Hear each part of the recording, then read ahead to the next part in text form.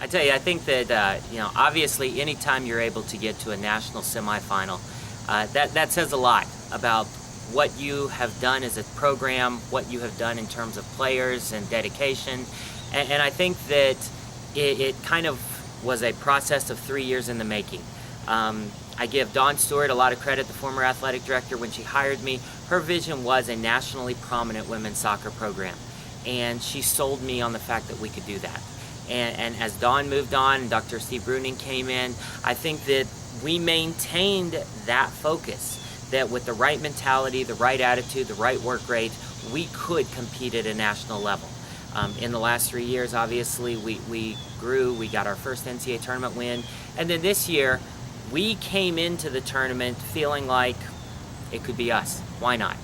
And I always told the girls it really didn't matter about the amount of talent they may have versus us, because if we're willing to work harder, we can put ourselves in every game. And I think that the NCAA tournament run was a perfect example of that. Yeah, I think that the competition has been good. Unfortunately for both Kim and Alexis, and then Jordan, who's come on board late, I think that they didn't take the opportunity to push Maggie last year, which would have given them a little bit of a leg up. They accepted the fact that Maggie was going to be a super successful goalkeeper, and they wouldn't stretch themselves. So now as we come into this battle, they found themselves having to compete more and having to stretch a little bit more. I think that, to be honest, both of them have their strengths.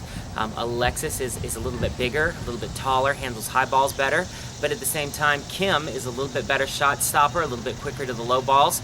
So for us, the consistency is going to come out of, the battle is going to come down to the consistency of who does what they do well, the best, and the most often. Of the 50 goals we scored, we did lose some important pieces of that. But what is still there, and what I look at as very important, is down the stretch when we needed goals for the OAC championships, for the NCAA tournament, those players are returning.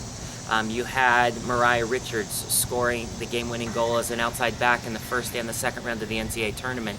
You had freshman Quinn, as well as freshman Monique Hanayik, who scored the goals in the Sweet 16, then in the Elite 8 as well. So I think that we're looking at people who've scored in important situations returning, especially even looking back to Claire scoring the game-winning goal against Otterbein in the regular season championship. I think for us, the identity of how we score has to change. The identity of this program is going to be much quicker, much more quick attacking minded. I think Becca Cartmill, who scored some great goals for us last year and several game-winning goals, has come in really strong, and I'm very pleased with Becca. I think that the younger players are also going to do extremely well. We've got some really quick attacking minded players that have come in as freshmen, and we also have some players stepping up. Allison Mervau has stepped up and has done very well coming off of her assist in the Sweet 16. So I think that we're going to see a different kind of attack, but I think we're still going to be potent. I think the midfield is was a little bit of a challenge for us last year, and anybody who saw us play knows that we rotated a number of people. We certainly have the stalwarts back of Claire Quinn holding and Maura Fortino attacking, but we kind of had a rotating balance in that third spot. This year, we're looking at bringing Mariah Richards from the outside back up into the midfield, so we think that's going to be a good piece of the puzzle for us.